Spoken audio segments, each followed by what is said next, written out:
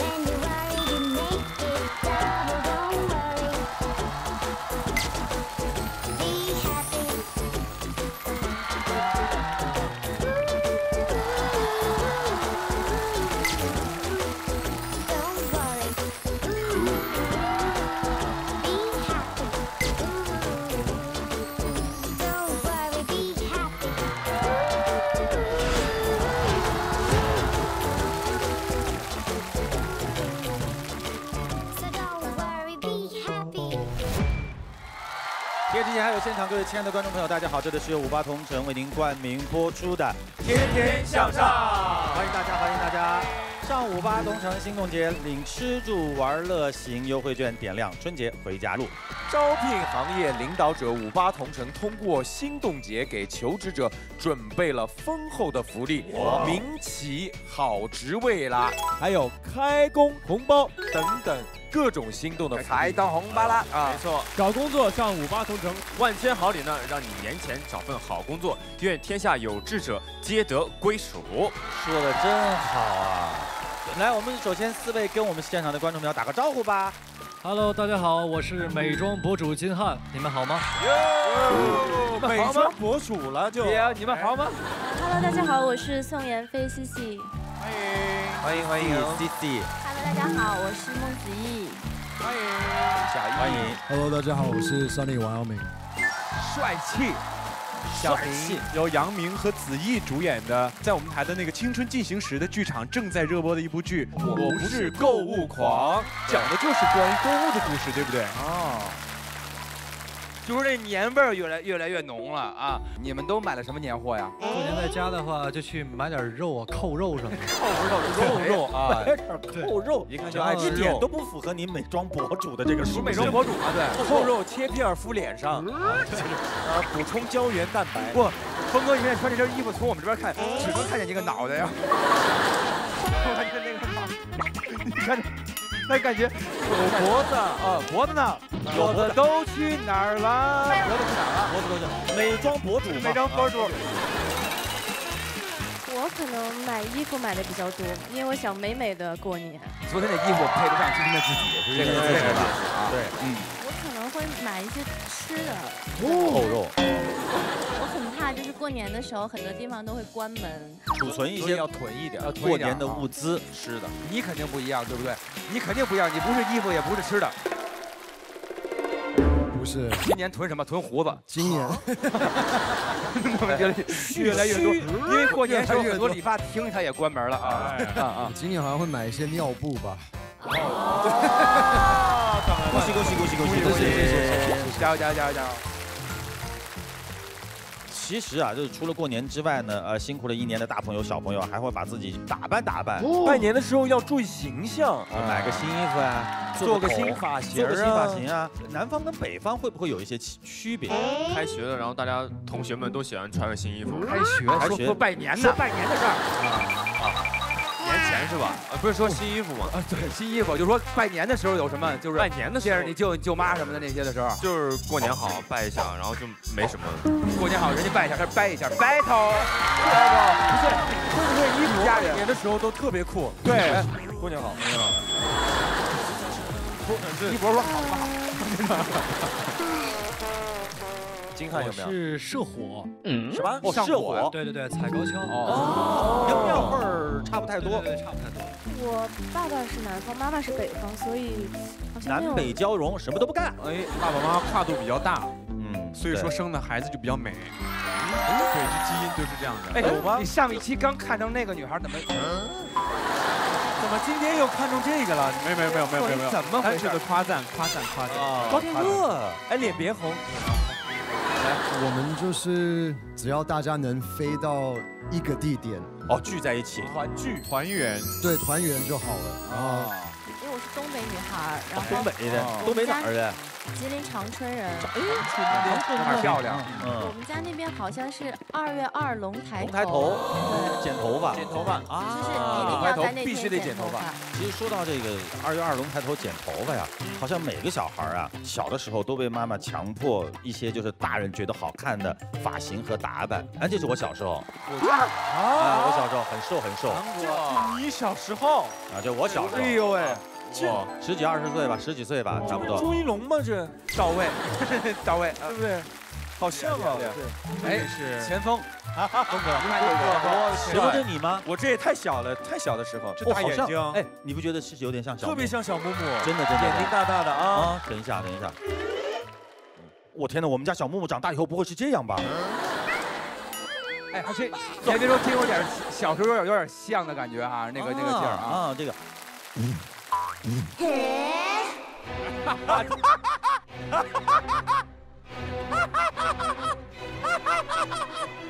See you never。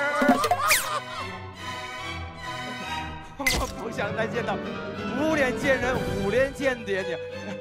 这。大张伟，你是在哪个小区？站岗，在哪个小区工作呢？小区门口，我爸爸出去上班了，我在家给他们站岗呢，好吧？哎，这笑的哟，哇，孩子一看就喜庆，长得特别像现在的前锋啊！哎，还真是，这双下巴啊，从小法令纹就重，哇，太厉害了！哎，这是一博，是不是一博？是会吧？是吧？啊，因为这意思就是那个不大，因为他小时候有这么好的玩具了，是吧？就是那种感觉。这也是在骑摩托吗？对啊，我玩赛车游戏呢。你那么小就玩啊？是啊，游戏厅。小时候我就喜欢让我爸带着我去游戏厅玩。坐在那手就够不着，对，站着玩，但还是他笑得很开心。哇，厉害！这是天鹤了，对，天鹤，手指上闪耀的球。这张照片什么意思？前面有一个车要撞你，对不对？不要撞我！哎，这个位是，哎呦，这个好看哎，小孩子好看，打小就好看，真没辙哦。这位是你吧？是我。哦，你啊，哦。因为我妈其实以前就很会打扮，但我小时候长得特别像小男孩，我妈就很喜欢给我穿男装啊，还有包头巾的那个。对，其实还蛮好摇滚啊，潮啊！哎呦啊，金瀚了，根儿正苗红，金瀚啊，对，两个军装。2个年了啊，一个小区的。这个是5岁、5、6岁的时候，在北京就是觉得很光荣，自己长大以后想要当兵，有这个情节，有情节在。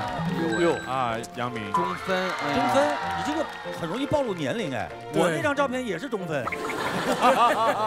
这个头发我以前很喜欢那个郭富城。对，我也是。我们那个我的年龄被发现了，是不是？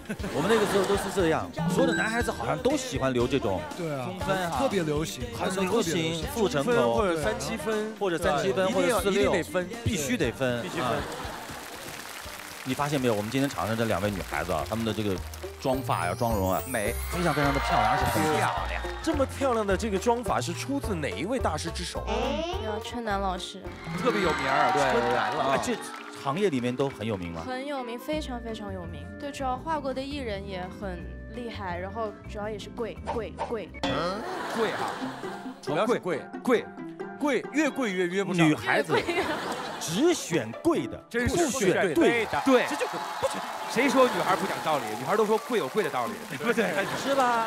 女孩说我就是道理，对，会跟别人不一样吗？对，很细，我觉得是很会聊天儿。会聊天很重要，真的是。弄完了以后你就身心愉悦，自信了，更自信啊！除了春楠老师，还有哪位老师觉得很厉害的？特别资深的就是安迪老师。安迪老师，刘德华。今天他们给你们画了是吧？还是什么意思？画了，主要是我觉得眼睛的眼线，它一下就能看出我眼睛的形状，包括我适合哪一种眼线。我们以前啊，90年代啊，做节目的时候，男孩子都画眼线，现在也有很多画。有画眼线的，一博有时候画眼线啊。我天天画，偶尔，天天画啊。不是，我工作就会画，工作会画。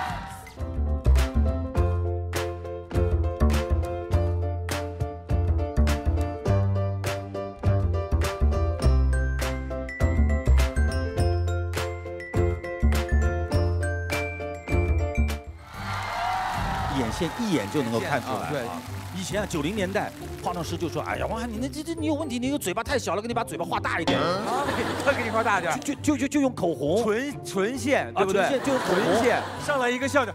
我祝大家一看见嘉宾，话都不会说，你这泼猴。哎，台本都改了，他就不自觉了嘛，适应这个形象，不自觉了吧？那个时候啊。那2位女嘉宾口中这么厉害的大师到底是谁呢？我们掌声有请。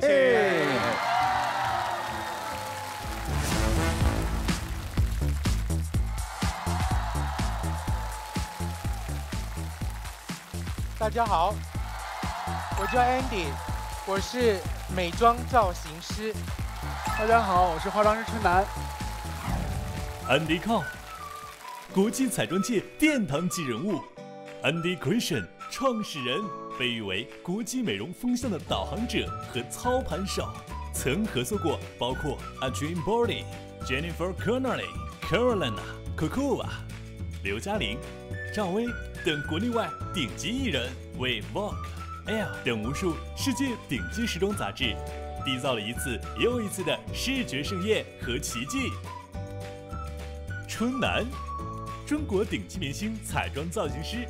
从业20年，担任 Angelababy、唐嫣、刘诗诗、宋茜等众多一线女星的御用造型师，被誉为中国妆面处理最细腻的化妆师，多次受邀担任国际各大电影节明星指定造型，以及多个国际美妆大奖的评委，堪称当代美妆界的神奇魔术手。春楠老师好啊，老师好，你们发现没有啊？就是最厉害的造型师啊，厨师啊，还有调制香水的呀，基本上都是男性比较多。因为我们男人不化妆，所以很多时候我会看清楚这个女人适合什么妆，然后呢，根据她个人的内在展现她的美。如果是女人化女人的妆，她会把觉得自己最好的那一块放在别人脸上，最后出来像双胞胎，不客观雄性就是那个比雌性就是要那个艳丽，鹦鹉、狮子、孔雀，对，都是雄性。其实现在就是因为化妆，所以有句话叫男人艳起来没女人什么事儿了。哎，你看，哎呦，一说就来了，你看，哎，我要追车。个不是。有些男孩子给女生化妆是灾难。今天呢，这个一博和峰哥啊，还有2位男嘉宾体验了一下从未挑战过的职业，做这个彩妆的造型。对，我们一起来看看2位女嘉宾被他们画出来的效果。妍霏 Hello， 你好，你好，你好。Hello， 你好，好久不见，好久不见，你好，你好，你好，你好，你好。Hello， 梦梦。Hello， 我是美妆博主金瀚。好啊。我是头发造型师Sunny王阳明。对，好，妮老师。其实我还是想比较自然一点。那就不用画了，那就不用画了呗。那就这样，挺好，特别好，特别好。这个我们是第一次，那个你有什么就得罪了好吗？那我们开始吧。好。来吧，童妮老师。好啊。就想要一点稍微自然，然后可能大地色眼影。大地色。你都知道什么叫大地色吗？是这样没错吧？应该有效果，没错没错，有效果吗？可以啊，可以啊，是吗？哦，哎，有点减了，哎，看到没有啊？这就是效果啊。我们今天的路线应该是什么？就是清新一点的，就是看着年龄小一点的那种。死亡芭比粉怎么样？是不是应该放一点音乐还是什么？收到，收到啊。哎呦！那你很会，你还会就是抖一下那个粉，因为毕竟也画过就好。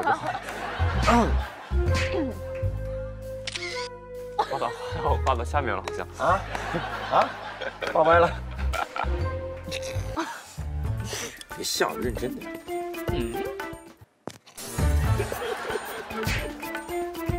我做这个事情真的太搞笑了，觉得。你会扎头发吗？会啊，当然会啊。真的。我喜欢这种自然的感觉，而且脑袋还尖尖的哈。眉笔是哪个呀？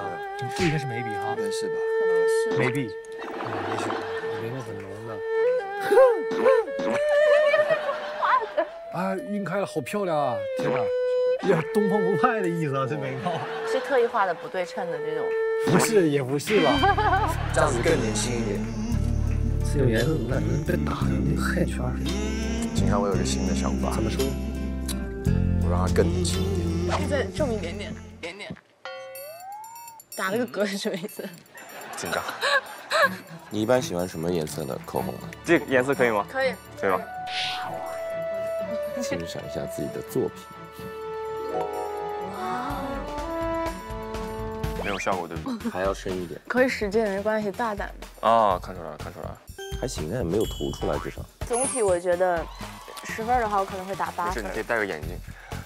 那不行，那我还得把我的眼影露出来。我也不让你给我夹睫毛，夹睫毛太难了。哦，夹吧，没事，我可以挑战。真的假的？是这个吗？啊，对，是这个场景啊，我们一起起来合个影吧，就结束这场尴尬的。这是干嘛？侧影。是吗？侧影不能用亮的。你高低我给你测一下了，给你测的非常 beautiful， 苹果肌不赖啊，还行。我也觉得还行。我觉得这次吧，咱费用咱就先不收了。对。我是美妆博主金瀚。你们应该审美比我好吧？你测的非常 beautiful， 好漂亮啊！天哪，这样子更年轻一点。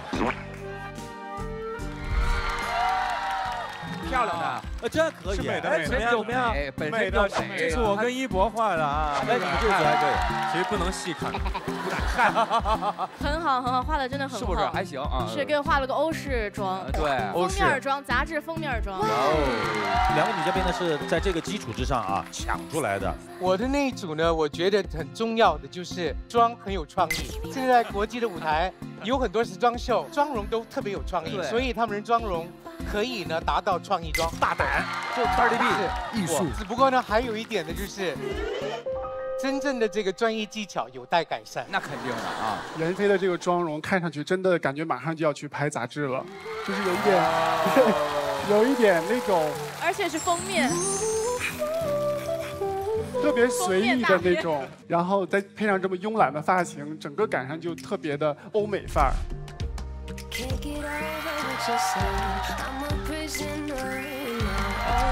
峰哥感觉真的很专业，就是头发有种韩式慵懒卷那种感觉。我来了以后都惊呆了，我这头发怎么能卷得这么好？第一次给女孩卷头发哎。这个以后啊，在中国女艺人心目当中又出现了一对很贵的妆发的组合。对，感觉是来跟我们抢活儿的。哎，叫风博造型啊，风博啊，风博造型。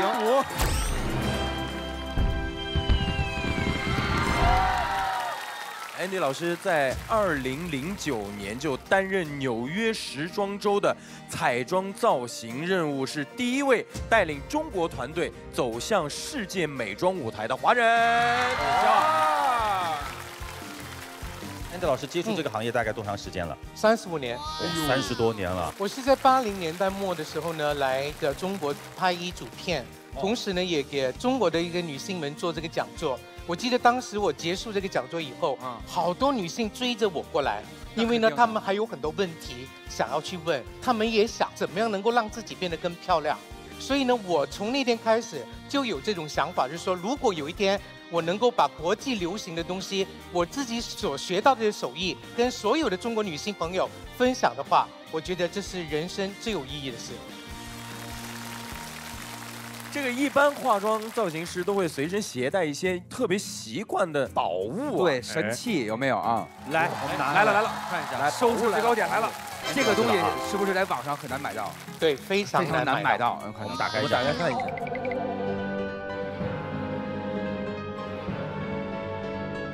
只要就播出，马上就有啊！竟然还有食物。还有巧克力、火龙果、巧克力。这里呢有一个呢，就是所谓的爽身粉，尤其今年的 T 台非常流行白色眼线。如果你没有白色眼线，你可以用爽身粉在你的眼部画这个线条，马上就成型。白色眼线呀？对。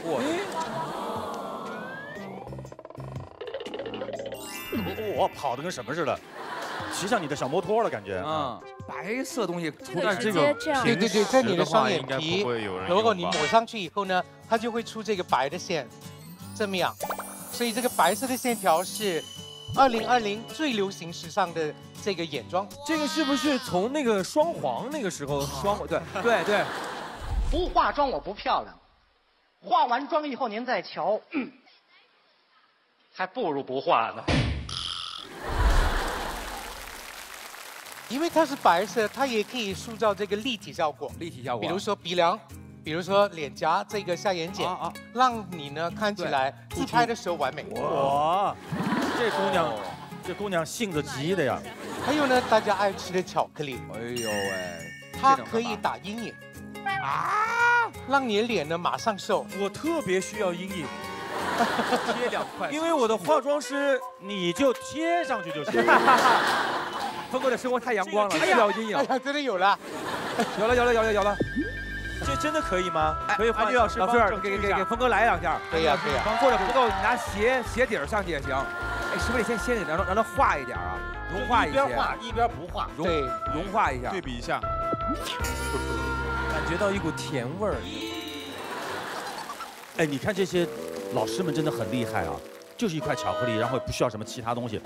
我原以为要嚼一嚼，然后我以为要化一点，就是化一块嘛，化一下就嚼一嚼。刚才，那我们就可以看到，马上就有这个阴影在这个部分了。哎，好像是哎，这边跟被打肿了一样，这边感觉，哎，瘦了一块儿。哎，发现没有？如果脸大的话呢，巧克力再黑一点的更有效。哎，老师给镜头。这边也帮我画，我觉得太不对劲了。就是要左右的这种，哎，再补点那白色眼影。好，钱枫你赚到了，我跟你讲，老师化一回妆真的好贵的。哎呦，白色眼影，双黄，来了啊！哎，最新2020的前锋，对，你看看，哎呦喂，真美哎！哎，你不是看到有个那个假睫毛的狗吗？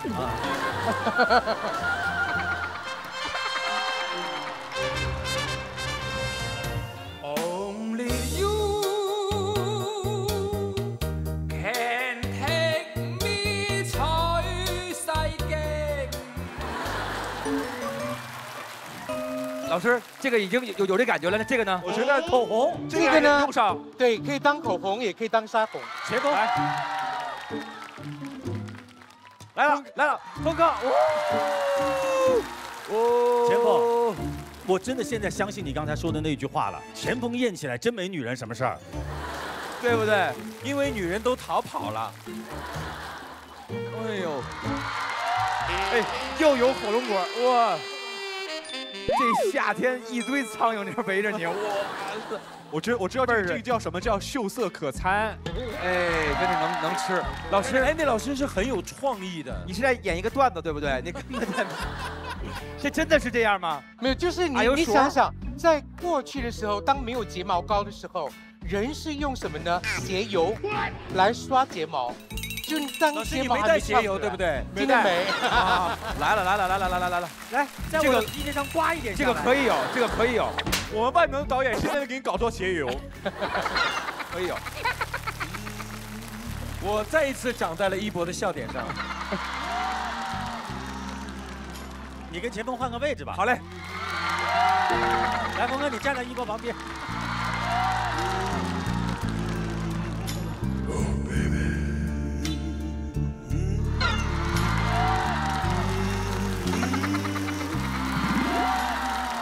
不是，正好是这一面对着一对。算了，我去卸了。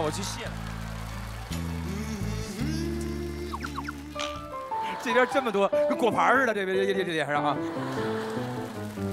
那我们特别想问一下，天天化妆会不会，像很多人说的伤到皮肤？我觉得这是一个误区，因为在过去的时候，可能化妆品呢对皮肤是伤害的，因为呢所谓的科学的进步。其实很多化妆品都有这个保养的功效，是吗？只不过如果说你的带妆太长时间，你的皮肤的这个表面的这个妆容被氧化以后，可能会造成有一些有害物质，造成堵塞毛孔，造成皮肤有伤害。所以呢，化完妆以后呢，很重要的卸妆一定要做好，卸妆要很彻底的清洁。我们问一下那个子怡和这个妍霏啊。就是你说男孩他们喜欢天然美，还是喜欢化妆完的那种？我觉得他们是喜欢看起来美。哎呦，这个回答好，赏心悦目，喜欢看起来美。子怡，你会天天化吗？就是其实我以前的时候会觉得说，那我不化妆不能出门这样，但后面就是自信，工作多了以后就会觉得说，好不容易今天没有工作，就这样挺好的，对，轻松。对。哎，我们问一下两位男嘉宾啊，就是你们喜不喜欢女孩化妆吗？女孩化妆，而且化哪种妆？实话实说，我觉得女孩喜欢就化喽。什么说你喜欢不喜欢呢？我他喜欢就我喜欢喽，他喜欢就我喜欢喽。哎呦呵，因为我喜欢他喽。这个回答了。哎呦，对啊，很厉害喽。实话实说嘛，尊重女生嘛。我自己是偏比较喜欢自然一点，但是也有自然的妆的，比较透一点的妆。自然的喜欢烤串味儿的，说烤串味儿的。哎，你觉得男孩子到底是化妆还是不要化妆呢？我觉得男孩子呢要化妆，因为呢现在的我们没有呢一个人有完美的肌肤，所以呢如果说整个阳刚的这种气概，还有呢。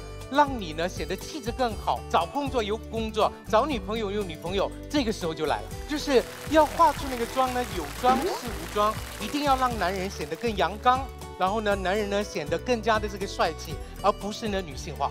对，就男生有男生的化妆方式啊，对，女生有女生的化妆方式。是，而且现在最近男孩子也很爱捯饬自己，是吧？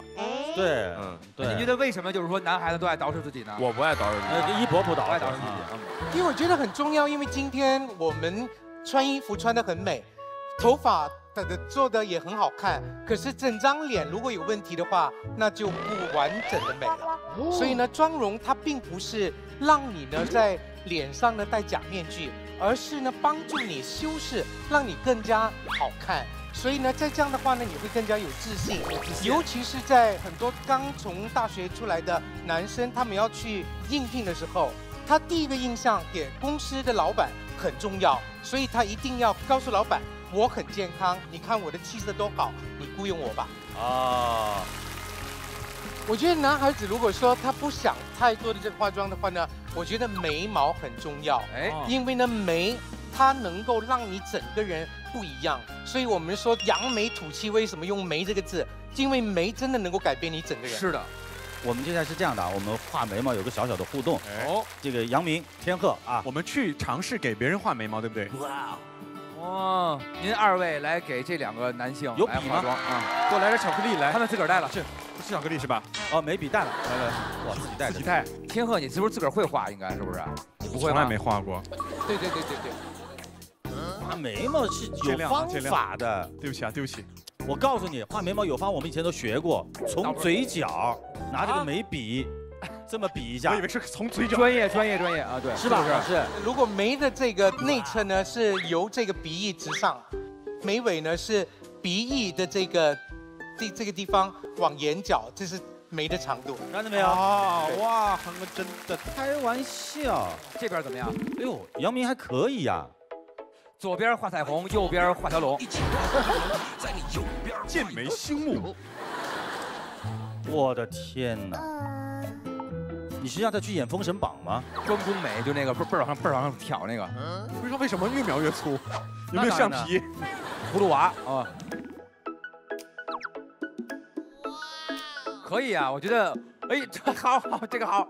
脑门上画了吉祥的光。对不起，老师啊，你像他这个啊，唐代女孩子就有这种画法的哦，红色的。对，如果是第一次画的话，其实已经很不错，它2边都非常的对称。所以呢，这个要有一定的这个功底。老师，您再看看那边吧。哎，还点了个痣，是不是？媒婆痣。Cindy Crawford， 对不对？所以呢，我们可以看到，她的眉原本就很浓密，所以呢，她没有刻意的画这个眉，反而让它显得很自然。然后呢，一笔一笔的勾上去，其实技巧也挺好的。对，是媒婆，厉害啊，厉害。那接下来我们请老师来示范一个阳光帅气的这个眉形的画法。眉毛剃了还能长出来吗？剃了可以长出来，拔了以后不一定。拔了以后不一定哦，剃了以后会长出来。眉形是不是也根据脸型来定的？是的，脸型比较圆的话，你的眉毛可以呢有一点点的挑高，这么样的话，它能够把圆的脸型拉长。如果说你的脸呢比较长，你的眉呢可以直眉的话呢，它能够让这个脸型显得比较宽。所以呢，不同的人可以画不同的这个眉形，包括这个颜色。比如说你的这个人性格比较强，你可以把眉画黑一点。如果说你的比较柔的这种个性的话呢，你画上黑眉以后，你会感觉到这不是自己。所以呢，眉形也要根据个人的所谓的特点，然后去打造。比如说这位的模特呢，她比较柔，所以呢，我不应该把它画得太硬。所以呢，我只把它这个眉形勾勒的这个完美，让它显得更加精神，那就达到最好的效果。哎，真的明显的，你看那边就是像一个柴火棍子似的，人家眼睛都显得很亮。这好重要。火。我把这边就很自然了。我懂了，小孩都哭了啊，眼里噙着泪水。哦，谢谢你啊，小伙子，赶紧把这一边卸了，那一边留着过年啊。留着过年。等于是 Andy 老师给你发了红包。所以你看啊，逢年过节啊，情侣之间都会送礼物。根据调查呢，这个口红是比例最大的。那么今天的那个 Andy 老师就大家来教看，最不会出错的口红挑选方法。对。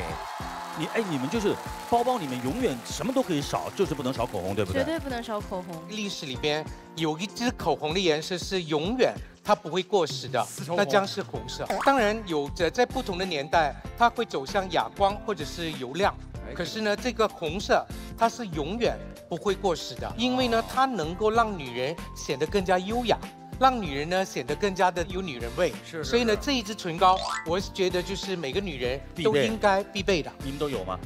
就这一支啊。哇！另外一个颜色呢，就是所有的人都可以涂抹的，比如说像这种带一点点豆沙或者带一点点淡粉的颜色，女孩子呢，你只要抹上这个颜色的话呢，你会显得比较年轻。然后呢，同时皮肤也会显得比较亮丽。你就是这个吧？是，所以呢，像这样的颜色呢，就是说基本上所有人都合适，而不会错的一个颜色。哦，对。还有一个颜色呢，很重要的，像这样的一种裸色，大地的这种颜色。然后这种颜色的话呢，就是你不管是男女，你稍微的抹一点在你的唇上，其实呢，它也能够让你呢显得更加的这个亮丽。其实2020最流行的颜色是偏向粉的这种颜色，对，因为粉色的话呢，会让你显得更加甜美。如果说你要送唇膏给你女朋友，那呢你选什么颜色？如果她可爱的话，选粉色一定不会错。如果说你的女朋友比较大气，比较的高贵，你选红色绝对不会错。如果说你的女朋友他比较呢就是独立的这种个性。选什么颜色呢？大地色，因为呢，他不希望太多颜色，他有自己的个性，我就要做回我自己。大地的裸色特别适合有个性的女孩子，所以呢，我们在送唇膏给女孩子的时候要注意这一点，流行归流行，适合自己才是最重要的。对，漂亮，谢谢。就是有经验的老师啊，给我们带来这么多新的资讯。接下来我们给大家介绍的是我们国内的顶级的彩妆造型师，我们有请春楠老师。春楠老师呢，也被誉为中国一线明星最喜欢的化妆师，持续霸榜热搜的3大婚礼妆容总设计就是他。这个宝贝儿的婚礼，唐嫣、刘诗诗。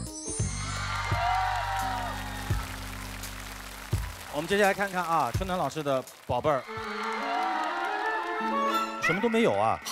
对对，其实很多东西彩妆我都是可以变换的，但这几个东西基本上我都是会随身携带的啊。比如说像现在的胶带，这个胶带的用途很多，有的时候我们的眼睛肿啊，或者是2个眼睛的不对称，我们都可以用这个作为美目贴来把它美目贴剪下来。美目贴，眼影的碎渣呀，或者睫毛膏的碎渣，你用手一擦，它可能就变成一道黑的了。但是你用这个胶带一粘呢，就能把这个轻松的去除。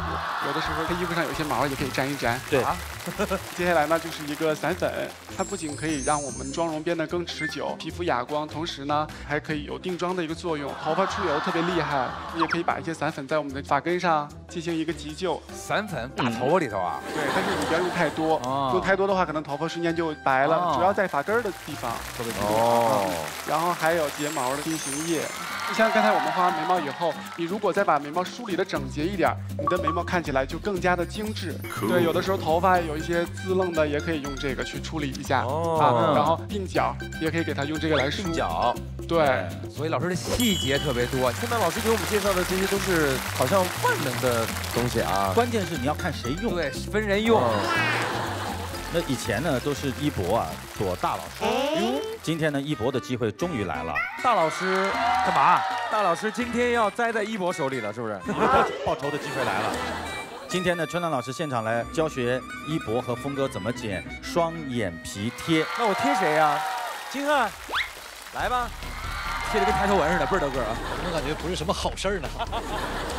其实美目贴剪起来比较容易啊，我们通常会把它剪成一个月牙形。首先你要选择一个有弧度的剪子，对，然后呢，你下去一下，它就是一个弧形，你再反过来剪。哦，要这么长啊？对，两边的这个尖儿你要去掉一下，否则的话它会刺到你的皮肤上，会觉得很不舒服。给我贴吧。好嘞。贴美目贴的时候，你要找到这个闭眼睛的这个褶皱的这个地方，然后把它贴在这个睫皱处。峰哥有好几层皮。对，蒸一下。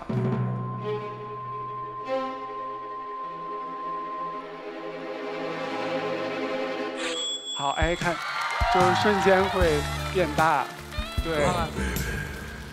而且峰哥的睫毛还挺翘的，眼尾像被夹过一样。夹过。好，来贴吧，天生丽质，来，剪吧。一博你会啊？那嚯，这东西都掉了。峰哥这么粗啊！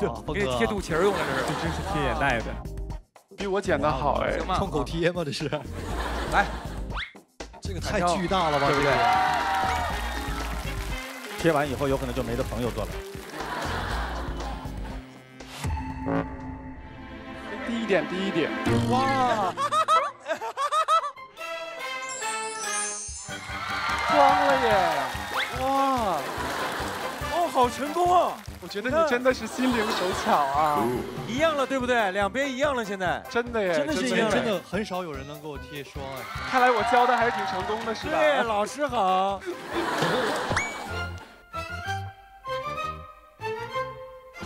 你看王一博做事情多仔细啊，为了哥哥，特别好。剪得跟指甲盖似的啊，上面来了，是不是能够对称呢？哦，来，大张伟，3、2、1。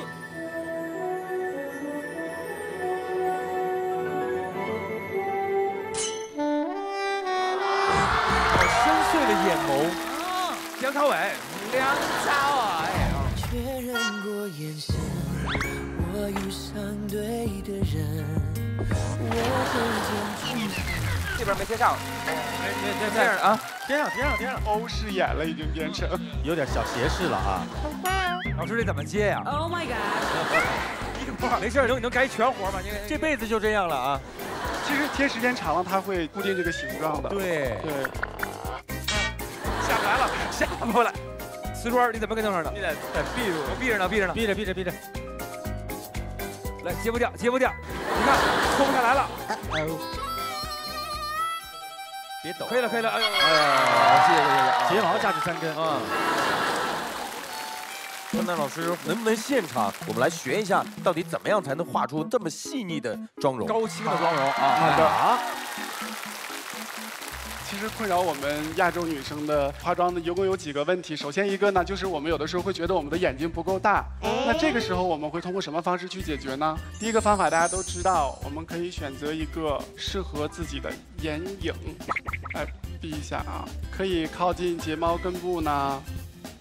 画一些眼影，这样呢可以让我们略肿的眼睛呢看起来没有那么肿。女孩子，你们到这儿看就看到她那个方式方法。对，我是被春楠老师画过的女人。啊，那厉害了！哇，天哪，这女人当中还有这样的一族啊！是被春楠老师画过的女人。哎，这样呢，我们的眼睛看起来就会深邃一些，没有那么的肿。然后另一个方法呢，就是我们可以用上睫毛膏来把我们的眼睛往下看。姑娘，你紧张吗？很荣幸，开心呐！哟，这一刷，对，立刻眼睛就变得特别的精致。那另外一个困扰我们亚洲女性的一个化妆呢，是我们的脸看起来没有那么的立体。那这个里面有一个小的技巧，就是我们在选择粉底的时候，尽量不要选择特别白的粉底，那样的话会让我们的脸看起来又大又平，又大又平。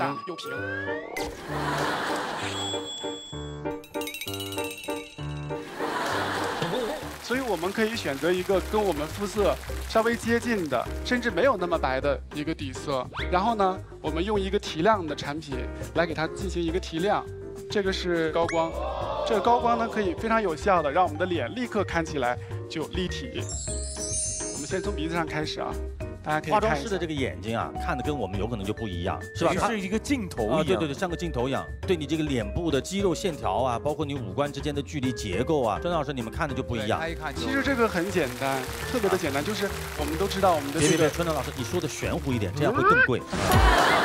你说哇，这好难哦，没有几十年的功力，根本看不出来。就是你掌握了我们五官的重点，比如说我们虽然底色用的没有那么的白，但是呢，我们在提亮这个区域用的稍微白一点，我们的这个脸立刻就会有一个转折点，这样的话呢，会让我们内轮廓特别的突出。你看，虽然简单几下，整个脸的立体度就不一样了。然后网上很多美妆博主他们会用很深的一个特影，其实这个在生活当中我是不太建议的，因为当你侧脸的时候，有的时候会让大家觉得你的脸看起来没有那么的干净。所以我们就用高光来取代脸两侧的侧影，但是脸两侧呢，我们可以用一个干净的刷子，把两边多余的这个粉往下刷一刷，这样的话呢，会让我们有一个自然的阴影色。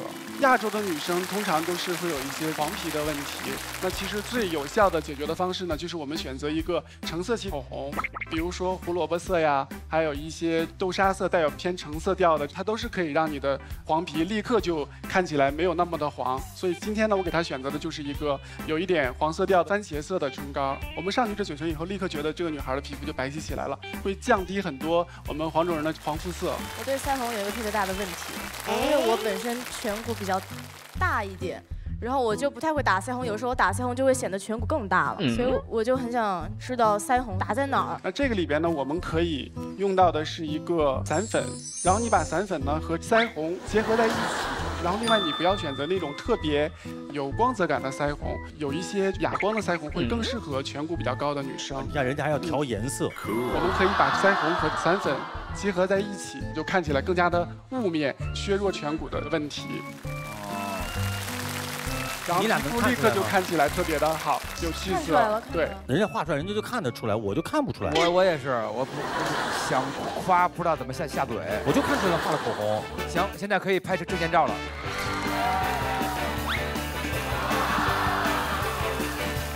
你看笑起来，你笑起来真好看。哎，那老师，如果男孩长痘的话，怎么能快速的去处理呢？因为我们有时候熬夜的时候啊，对，会长痘痘，然后还有黑眼圈，这个是我们男生比较困扰的。怎么遮住黑眼痘痘？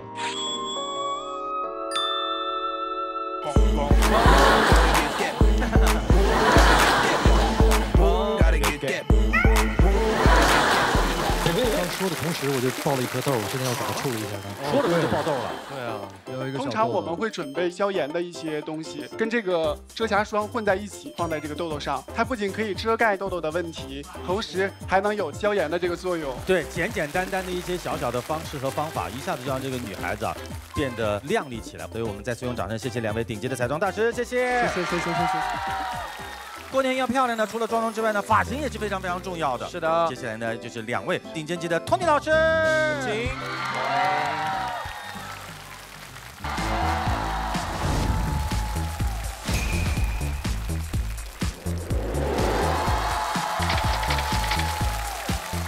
大家好，我是罗孝奇，在国际上我的同行叫我 Suki。大家好，我是来自杭州的吴伟，在国事上人家也是叫我吴伟。吴伟，我是清姐，大家好，耶，我了。我们今天问了一下我们自己的这个发型师，你们认不认识 Suki 老师？所有的人一听到您的名字，全部都起立。大前辈，对，跳起来磕头。Suki 老师，您做这一行大概多长时间了？大前辈，开始学的时候比较晚，我25岁才学的，这个是1975年。哎呦喂，46年时间，差不多。哎呦喂，祖师爷算是近代这个时尚史都已经经历了，对不对啊？可是我刚上路，还在学习。哎呦，您太谦虚了，哎呀，太谦虚了，太谦虚了。您这么大年纪了，有没有想过退休了？身体最重要嘛。我字典里面没有退休这2个字，听到没有 ？Never。所以我们做这个东西就有一个爱好，我爱一个人，不能够停止不爱他了，是吧？大家说越来越爱。对，同样的道理。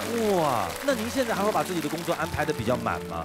还可以，我除了做头发以外呢，有一些爱好，我是一个名 DJ 来的。70岁的老 DJ ，D 这个 D 这个 J 这个 J 啊，对。哇，这个很酷的啊！也是1975年开始做。他以前在旧金山的时候，经常跟那些艺术家然后玩在一起。哥们儿。几位都是业界顶尖级的发型师，数一的。如果要想找几位来打理自己的头发的话，基本上要提前多久预约？找我呢，基本上在1个月左右。提前1个月预约。哦，加钱呢也不行。能找吴伟老师的都是愿意加钱的。老师您呢？一个多2个月左右。他经常外出去做一些教学，应该是啊，带学生。像我们也是一样，客人基本上是先打电话来到我前台，我什么时候回来，我是反过来去推他，通知他们。对，哦，是这样。僕いつもなんか撮影とかでカットしたり、サロンで働いてないので、でも全部いろいろ違いますけど、結構早くやっちゃいますよ。もう一番早い時はもう10分ぐらいとか。所以他不接受就是一般的发型设计，直接大活。あんまりしないです。现在不怎么剪头发了。维祖老师，他是我的偶像。哇哦，抠是真的不可思议的，大家有没有看到很长的偶像的偶像啊？那接下来我们首先来访问一下华人第一剪罗少奇老师和他的这个徒弟吴伟先生。罗少奇，美发界的不老顽童，国内发型师的偶像。70岁高龄的他，是维达沙宣在美国的第1位华人艺术总监。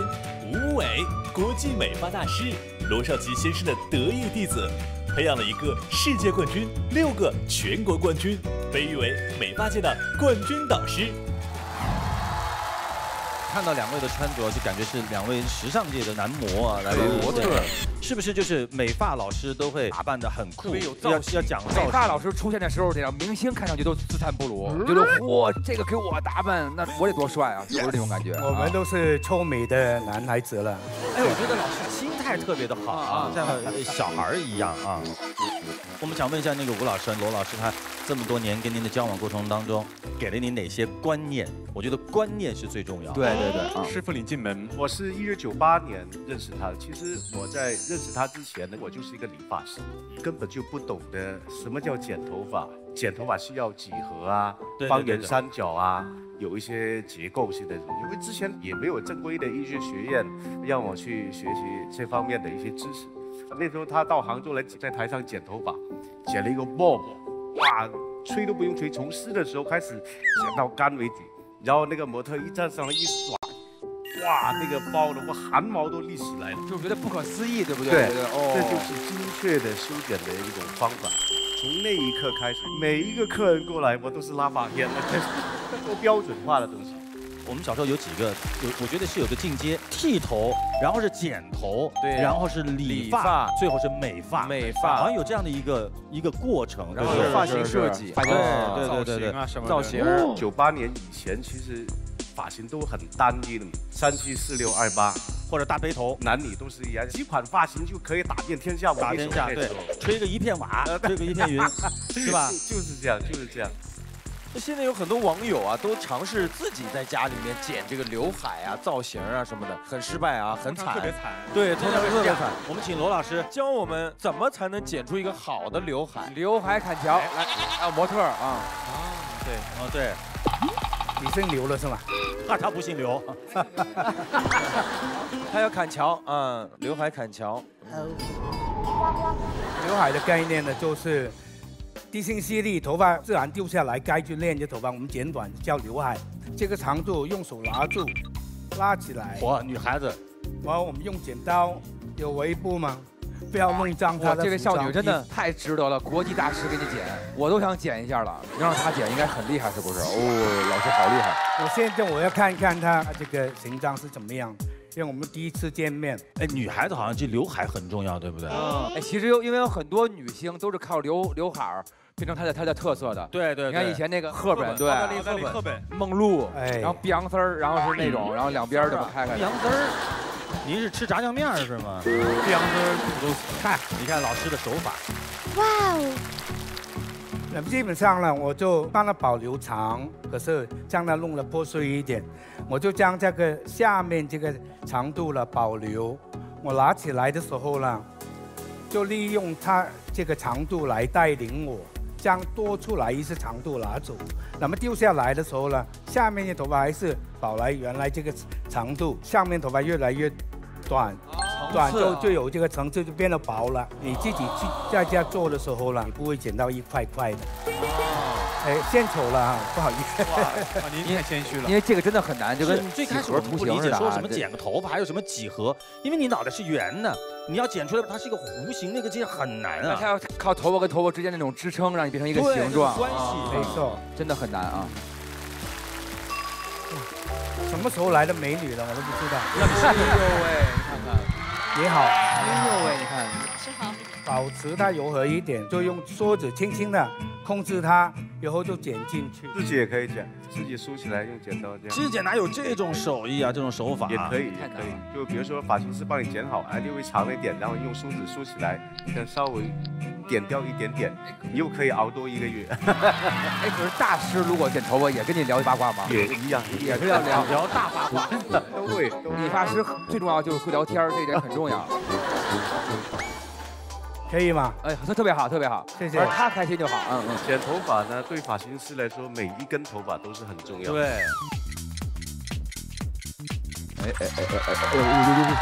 爆起来了。这样就是清理一下这个线条的重量。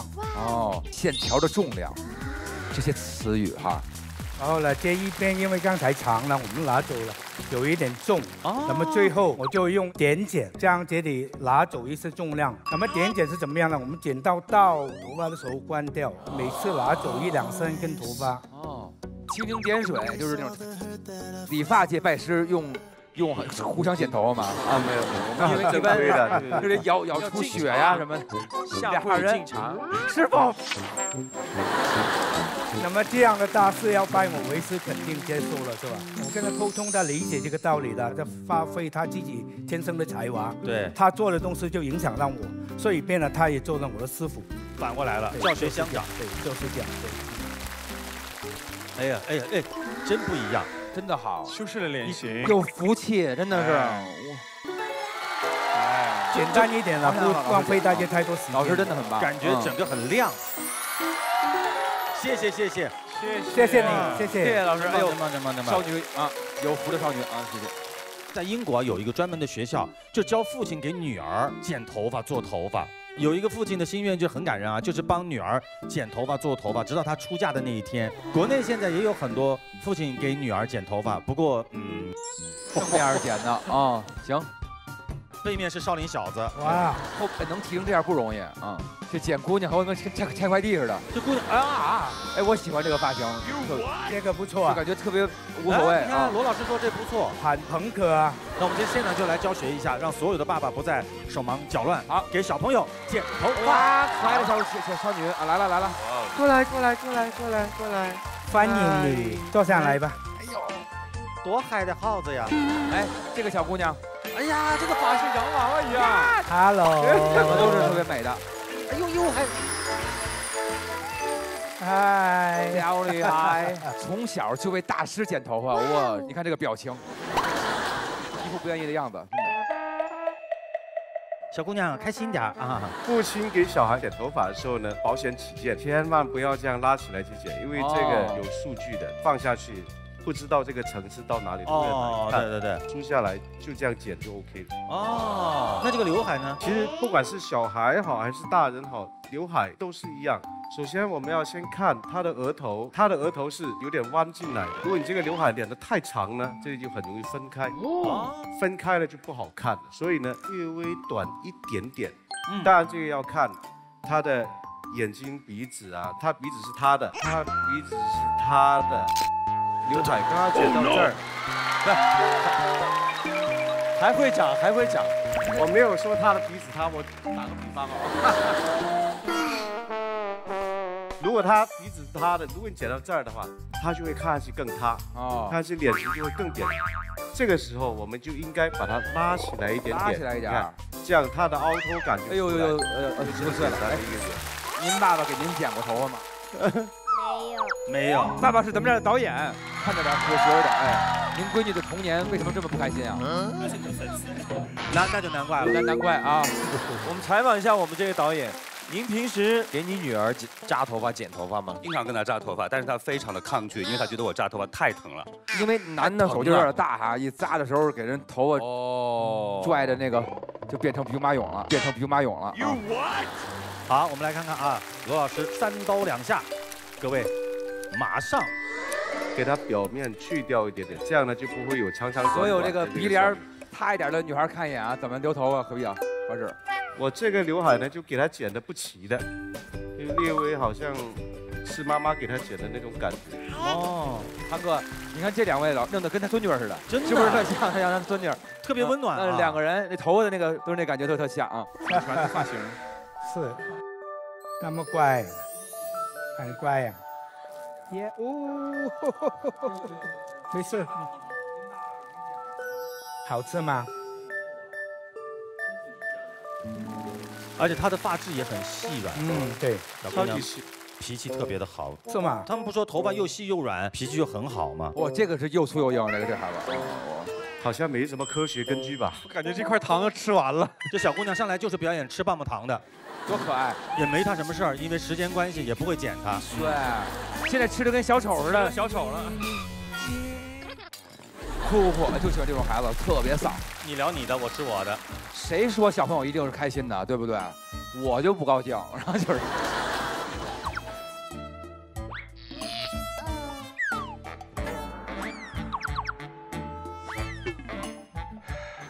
这刘海剪出来以后啊，真不一样哎！而且给女孩剪要有耐心哈，跟小女孩剪头发，你又不能跟她聊八卦，是，把发型师憋的哟。来了，来看。天天向上提醒您稍后看点。快速造型，小玩真的是。还有个气球，炸！我会想，酷！给小朋友设计一个可爱的发型，真的好有想法，你发现没有？对，花钱找他多值，真的，老师真的天才，有设计的凌乱。对，就只有他能干这件事儿。对，掌声！才华的炸裂，做着平凡工作，但是并很平凡的嘉宾，期待自己的妈妈是什么样的样子，幸福的样子。40分钟的改造时间。谁帮他换衣服？有没有人？快点！ 58同城天天向上，待会儿见。58同城天天向上，现在继续。这里是由58同城独家冠名播出的《天天向上》，上58同城心动节点亮春节回家路。来了，来看，哎，你看，鼻梁给它高起来了，哎，不要太齐，这样看上去就像爸爸剪的感觉，让它有点灵动的。对对对，这个感觉。这头发帘就没刚才那么死了，感觉没那么跑起来的时候能够对，好看啊。哎，你们有想卷短发或者什么？我其实一直特别想尝试短发，但是我的脸型我不知道会不会合适。你穿衣服一般是这样打扮的吗？对我生活中就是这样。那么漂亮，你什么都可以，剃光都可以。就是头型好，他的头型是非常标准的，其实剪什么都好看。发型师的天儿聊的，一下就聊出一个客户，怎么这卡办起来的，对不对？好的，呀，也谢谢两位小朋友，要开心的，要开心的，谢谢。阳光彩虹小白马，来宝贝儿，最亮的、最发光的蓝布，祝你发芽。这小姑娘心里想，哎，不是说让我上来剪头发的吗？就吃了个糖下去了。我想问一下困惑大家的一些问题啊，比如说经常洗头好不好？对，到底好还是不好？哪里会的？我的头发可以吗？可以。我从10岁开始每天都洗头，洗到现在。那老戴帽子会容易导致脱发吗？吴老师把头发一接，会。没有这个科学的，没有这个啊。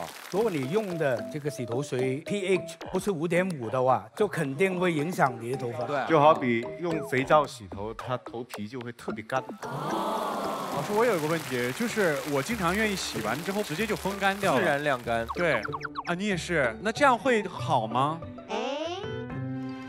吹是好的，吹是好的，但是又有人说多用吹风机对头发又不好。从健康角度来讲，吹干那是最好。还有一个从美观上来讲呢，你吹干呢，头发是可以松起来的，看起每个头发都是很生动、很健康的。就对着它吹呢，肯定不好啊。晃来晃去。吹的时候温度永远掌控在几十度，不会烫到头皮，一般情况都不会有问题的。对，很多方法啊。对，谢谢两位老师。好，谢谢老师。接下来我们就有请来自日本的美发鬼才金泉亮儿，金泉亮儿，日本顶级鬼才造型师，全球造型师可望不可及的神奇存在，合作过麦当娜、维多利亚、贝克汉姆、上户彩、幸田来未等众多全球顶级明星。他天马行空，极富创意，擅长把各种奇奇怪怪、不讲理的东西堆在头上。更不讲理的是，居然很好看。发现没，人家这个打扮更像一个打碟的啊。一博说都很喜欢他的配饰啊，很喜欢。ありがとうございます。時間かかるんで集めるので。哦，你看看啊，是。而且他帽子上这个更厉害，他都很精致啊，就是。帽子は自分でカスタマイズしたり、T シャツもとかも自分で作ったりしてる。哦，这件 T 恤我也有，但是不是这种袖子，因为这是他自己在加工过的设计的。对对对，就看着随意啊，其实都是自己精心设计过，勒得帅，最喜欢这范儿啊。ありがとうございます。平常他做造型的时候也会穿成这样吗？毎日これです。啊，据说 Like a Virgin 就是那个麦当娜是他的好朋友啊。您经常去麦当娜他们家给他剪头发3回行きました。哎呦，他们家几浴室啊？啊，这么好奇呀？它离庄园对不对？大きいですよ。保密，非常大啊！据说贝克汉姆夫妇，包括林志玲小姐，还有日本顶级流量明星石原里美、上户彩，都是您的忠实的潮流用户代表，对不对？你帮他们每个人做头发，压力最大的是什么？なるべくこの仕事してる以上ストレスにならないようにしてるので、基本はストレスはないようにしてます。やっぱりストレスになっちゃうとちゃんと自分の能力が発揮できないので、基本的にあんまりストレスを感じない楽観的な人間なのかもしれないです。哦，这个很重要，心态很重要。而且看他的造型里面都是很多很夸张的，或者是我们生活中一些常用的一些小玩意儿，就是灵感是来源于哪里呢？インスピレーションってやっぱり素材見て歩いてここにある何これ面白いのとかそこから始まる時もありますし、みんなと話し合いながら浮かんでくるコンセプトとデザインもあるんですよ。だからいろいろだと思います。两位姑娘，你们觉得喜不喜欢这种感觉？森林系少女可以尝试，我觉得很大胆。牛角面包，可以边拍边吃。嗨，边拍边吃，哇，这个有点厉害。这是啥呀？これはねクリップでできてて洋服の挟む刷碗那个对不对？螺帽。哦，哎，这个好，这个好。いやイタリアの生パスタ感觉。我喜欢这样啊。ありがとうございます。你愿意吗？我愿意，贵我请不起。没事儿，没事儿，面我有，面有，这个咱们自个儿做是吧？啊，那行，就行了。偷了我花不。除了这些天马绝活，拿手绝活是什么？箸でヘアスタイリングしたり。筷子做造型，来，原来你是筷子兄弟啊！これですね。嗯，好。では始めますね。これとりあえず最初1回目は綺麗に上げたいのでブラシを使ってます。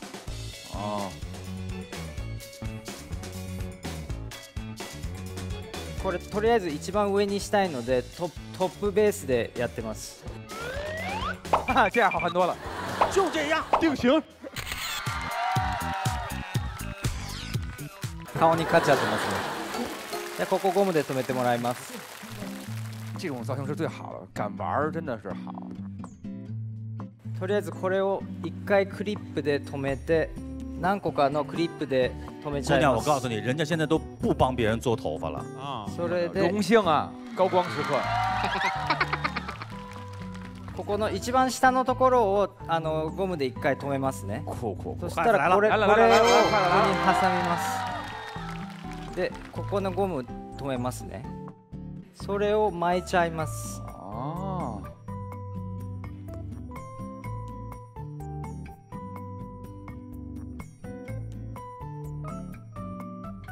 哟，但是他做的哦，他是皇上那种容嬷嬷。なぜここのゴムがこの中に入ってるこのゴムでだけ留めるんでピンとかがいらないんですよ。でここの後ろにここに留めるんです。後ろに1回止めて、もう簡単です。これをもう取ると开屏哦，它是做成一个孔雀形气球。もうちょっと味出したいときは还有个气球。なんでよ。难得有，好玩好玩好玩。なんでよ。これで还得磨它，味付けします。我的这个炸，很会想。静电，我觉得是这个。然后起来之后再拿发胶定住。哇！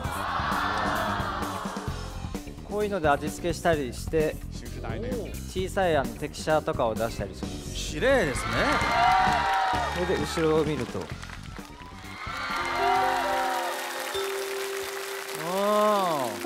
我喜欢这样。我下回我也这样，特别喜欢我头发都是开的。那就是拿气球。哇，这酷！哇，結構簡単にできて何もピンいらないので頑丈です。你不知道发生了什么，对不对？没事，你不需要知道，到时候看回家看电视啊。哇，谢谢。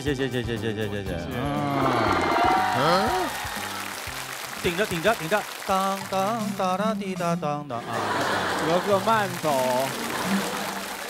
金靖さん，如果要给小朋友设计一个可爱的发型，而且爸爸一学就会，简单点的，やってみましょう。好，来那吃棒棒糖的，哎呦呵，还没吃完呢。来吧，宝宝。哇，小朋友都这么不高兴啊！调里头。谁说童年快乐？来。可愛い子ですね。可愛い子ですね。でも大体多分お父さんはブラシとかを使えないので、もう手だけでやっちゃいましょう。とりあえず1回最初にきれいに止めてからやりますね。でお父さんはゴムを誰かに結んでもらうことはできないので輪ゴムを使います。对，扎一歪辫。1回止めて細かく出す方がきれいになります。我第一次看见吃棒棒糖这么专注的女孩啊！爪で引っかくように出す方がいいと思います。これいろいろ応用できるんで、ウェディングヘアとかにも若い子たちが日本でよく流行ってるスタイルですね。ふわ皮とかゆる皮とか言うんですけど。哦，还边上有那个形儿哈，好看，酷。哦，卡哇伊。ここでも同じことします。真的好有想法，你发现没有？对，你感真的花钱找他多值，真的，因为你没那脑子。髪が素敵なんで。想法好。あとはもう手でこうタクテキシャを出しちゃってもいいんですね。軽くスプレーだけここでします。哇！小朋友这怎么有发胶口味的呢？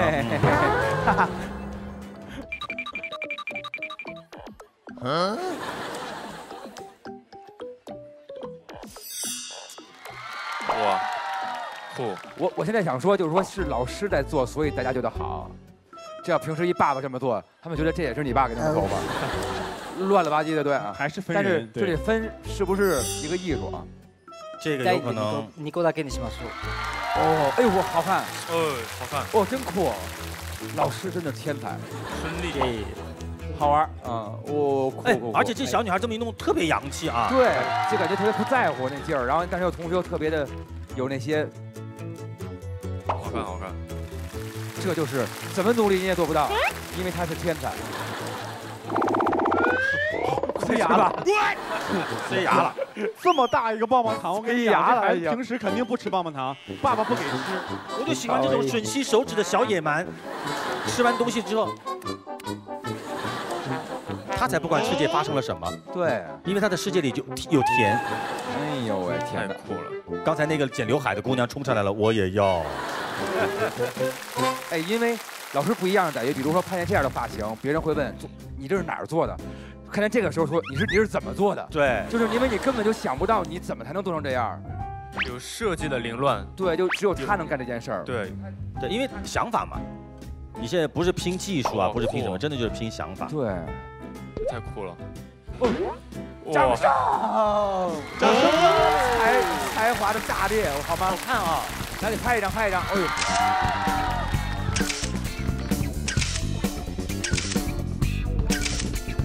嗨，我们微吻一个可以吗？哎，对，亲一个。压根儿不理你。哎呦，专心致志的吃棒棒糖。哇，真好看啊！就这么轻轻松松一弄，看上去好像根本就没弄，其实每个细节你要把它弄出来，很精心的，不是一件容易的事情。So talented！ 太棒了，宝贝儿，来，大张伟你抱吧。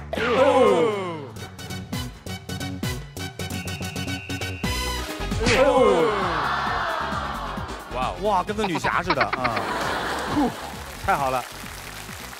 爱美之心啊，人皆有之。特别是对于女生来说啊，能够让自己变得漂亮起来，那是一个终身都要为之奋斗的事业。但是在我们身边啊，有很多女同胞为了让我们的生活更加便利，让我们的环境变得更加美好，她们没有时间去打扮自己，甚至还要经受风霜雨淋的。今天我们也请到了2位默默无闻的、做着平凡工作但是并很平凡的嘉宾来到现场，让我们用热烈掌声欢迎他们的到来。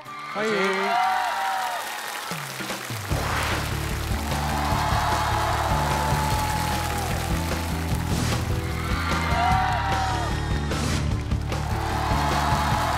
大家好，我叫吴永芳，来自顺德荣贵，是一名环卫工人。环卫工人啊，城市的美容师是的，跟我们场上几位老师其实是一样的。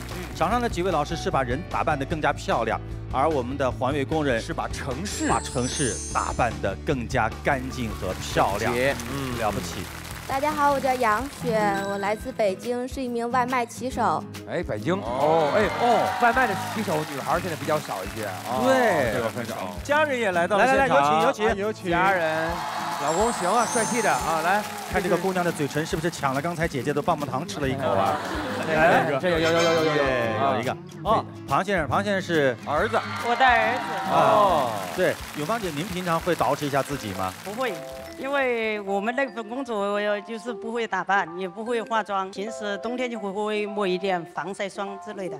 冬天顶多抹点防晒霜。不是，冬天抹一点润肤霜啊，夏天弄点防晒霜。一点防晒霜。杨雪平常上班会稍微捯饬吗？很少，因为上班比较忙，基本都不会。那平时呢？不工作的时候呢？会让我老公帮忙试口红颜色什么的。你老公？对，我会拿它做实验。嚯，这老公好。其实平时我们都很多点外卖嘛，外卖员送迟到了，或者是耽误了客户的事情的话，很容易接到投诉、差评。比如说我有一回，客户订的水比较多，一次拿不上去，我就要分几次爬楼送上去，可能让他等的时间长了一些。他不理解，我上去跟他解释什么的，但最后都给了差评。将心比心，没事儿。那秦波老婆在外面受了委屈，回家以后你怎么安慰她呀？没说怎么安慰吧，反正就是自己画自己口红给她看是吧？不是，就是回家一般挨一天楼了，特别累，给她捏捏脚，哎呦，泡脚啥的，做个足疗。是。一般捏脚就是我和小的一块儿给捏，一人一只。这家里头啊，哎呀，温暖啊。我们这位永芳姐啊，是23年做这个行业，一家3口都是从事环卫行业。都装点着我们的城市。我已经23年没有在家里团过年了。23年，是在这边工作，这么多年没有团过圆了。哦，胡大姐每天都穿着自己的工作服啊，今天来到我们节目现场，有没有想自己尝试的不一样的风格？我儿子这么大了吧，是吧？差不多要找女朋友了，要当婆婆了。就是说去见对方家长的时候，我就。把自己想打扮的旗袍那种感觉，那种华丽一点，就是华丽一点，就是精致一点，雪衣那样，对，精致一点。海浪期待自己的妈妈是什么样的样子去见未来的丈母娘？她最好的样子，她最幸福的样子。哎呦，这孩子大概也是很长时间没有看到妈妈那种按照她自己的心愿去打扮的样子啊。那今天太棒了，今天啊，急的啊。杨雪琴最希望自己是一个什么样的造型？因为我送外卖的时候会碰到人家公司举办年会，穿礼服什么的，特羡慕的。想穿你见过你媳妇穿礼服吗？没有。期待不期待？期待吧。期待啊！好嘞，期待，太棒了，太好了。好，我们今天现在所有的嘉宾呢将会分成2组，分别为杨雪和吴永芳进行完美打造。2组改造天团要认领素人40分钟的改造时间。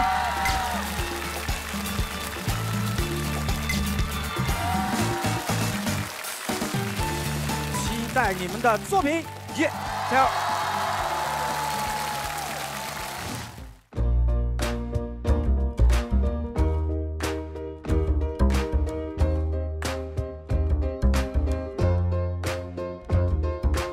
看那头了，就是挺细的，挺贴的这里。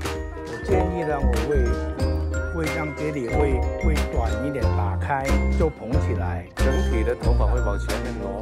对他来讲，我其实还是蛮简单的，因为他皮肤就是比较的健康，可能在户外比较多，所以呢，只要让他那个肤色均匀，然后呢，他眼皮呢稍微有点下垂，可能会就是用眉目贴提高这个眼型，然后呢，再用一些比较亮的这个粉底帮助他提亮，然后用适合他的颜色，让他呢更亮。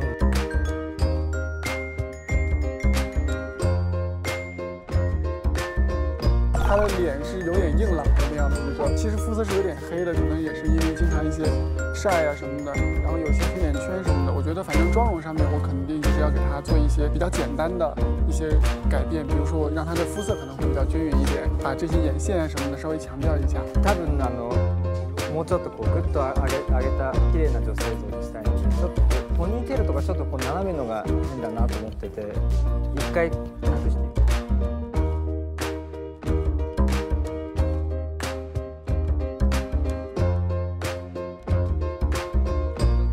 第一眼我就已经看到这家，先拿，它这个还蛮把审美的一块。这个。那我觉得我得把这个也放下，这个应该也会显对不对？完了我让大家去给。穿搭比我长好多。这蛮好看。这个是喜欢高阳喜欢。这好看。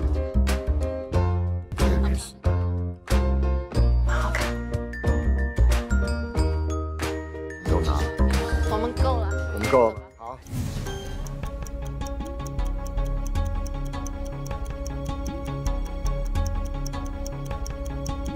好，我们提早结束了，去换衣服。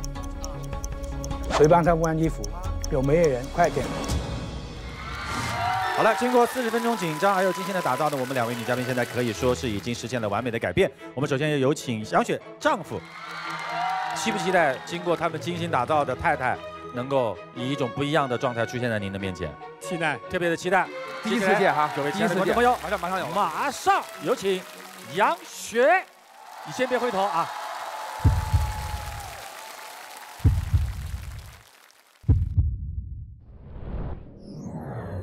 天天向上提醒您稍后看点。哇哈 ！Shine like a diamond！ 我的个娘哎，好漂亮，范儿好大哦，杨哥都起来了。我也是，他是大范儿，特别好看。3、2、1。突然觉得我爸爸都有点危险呢。老师真厉害啊！老师太厉害了。58同城天天向上，待会儿见。58同城天天向上，现在继续。这里是由58同城独家冠名播出的《天天向上》，上58同城心动节点亮春节回家路。期不期待经过他们精心打造的太太，能够以一种不一样的状态出现在您的面前？期待，特别的期待。第一次见哈，各位亲爱的观众朋友，马上有，马上有请杨雪，你先别回头啊。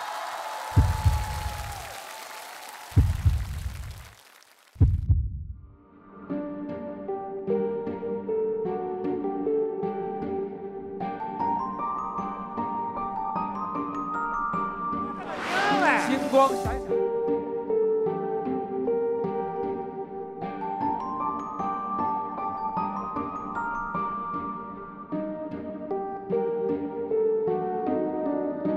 方的家，世界的美女。3、2、1，回头。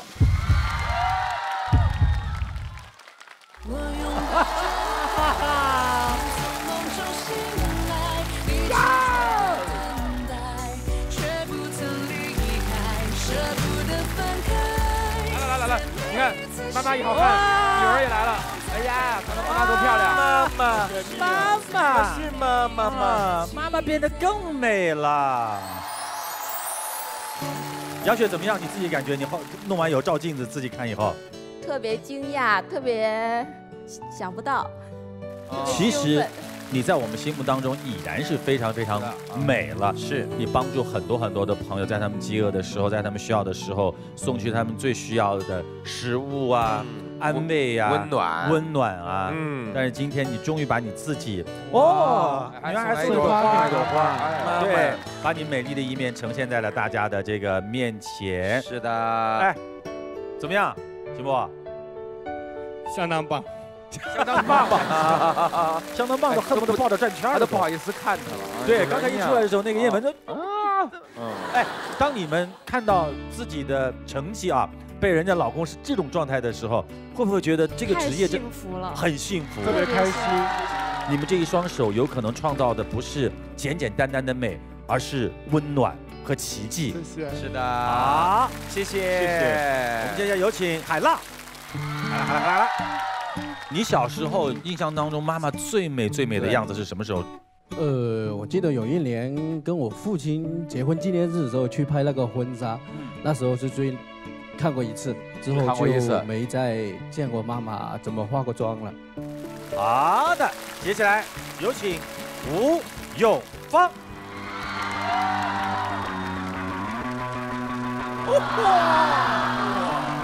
我鸡皮疙瘩都起来了。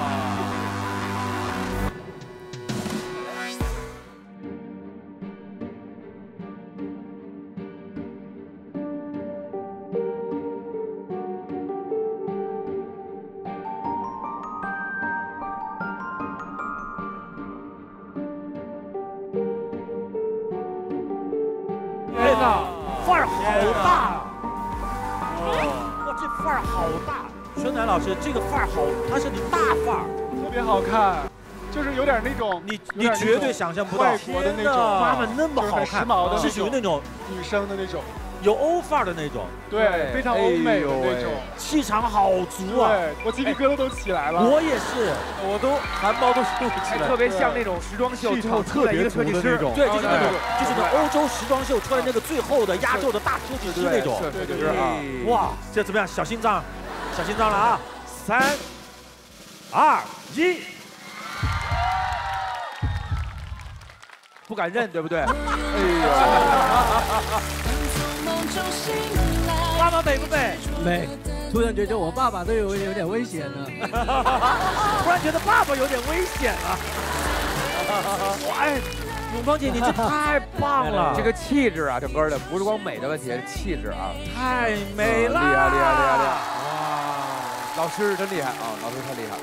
真好看，这个后面还有这种鲜花啊，就像刚才那个春楠老师说的，那鸡皮疙瘩都起来了，看到你们那种状态。是，当时一出来那种热血澎湃的感觉，就感觉很感动。对，我们真的以后可以去做这样的一些事情，让我们身边的这些为我们城市装扮、为我们生活增光添彩的朋友，展现出他们本来就原有的那种美丽，让他们装点出来的美丽的城市跟他们交相呼应。我们再次用掌声感谢两位的到来，以及你们日常的辛勤工作，谢谢你们，谢谢。谢谢。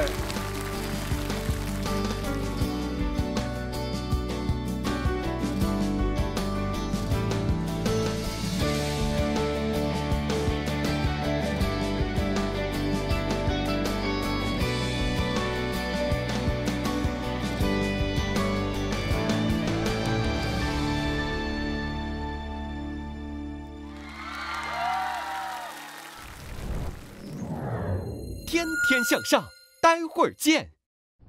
天天向上，现在继续。这里是由58同城独家冠名播出的《天天向上》，上58同城心动节点亮春节回家路。天天向上提醒您下期看点。倪萍老师，欢迎。倪萍老师一出场往这一站，感觉春晚就要开始了。目前为止是一共多少届春晚？13届。13届。那些春晚金曲名场面，你还记得多少？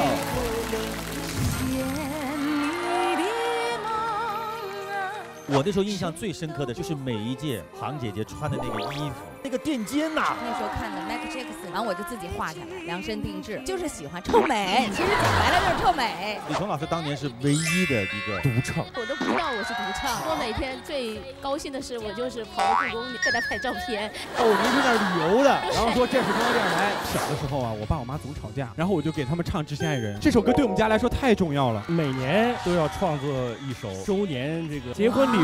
傅医生是比较抠门，这样多省钱呢。他竟然也来了。山只在我梦里。张敏敏这首歌真的不是一首歌，是一个时代中国人民的情感。春晚一结束，第2天，全中国的围巾都脱销了。我当时就是觉得他那个港谱特洋气，长江长城在我心中总前进，这还得走呢。还有那些春晚上的稚嫩面孔。阿法那时候多大？那时候应该是在7岁、9岁，不到10岁。爱我你的抱抱我是12岁，这个是11岁。哦，2次连上春晚。下周日晚，天天向上带你走进春晚背后的故事，回顾春晚名场面。我们在这里祝大家新春快乐！还要再次感谢大家，感谢冠名商58同城对本节目的大力支持。现在上58同城心动节领吃住玩乐行优惠券，点亮春节回家路。是的，感谢今天所有的嘉宾，我们带来了炫酷又实用的造型知识，谢谢各位。谢谢，同时要感谢默默在我们身边为我们的环境跟美生活更好默默付出的每一位平凡英雄。没错，你们辛苦了，特别是到了冬天结冰路滑，环卫工人、快递小哥、外卖骑手都要注意安全。年底了，别忘给爸爸妈妈和心爱的人，把他们打扮得漂漂亮亮的，让他们成为全世界最美的人。我们下周同一时间再见。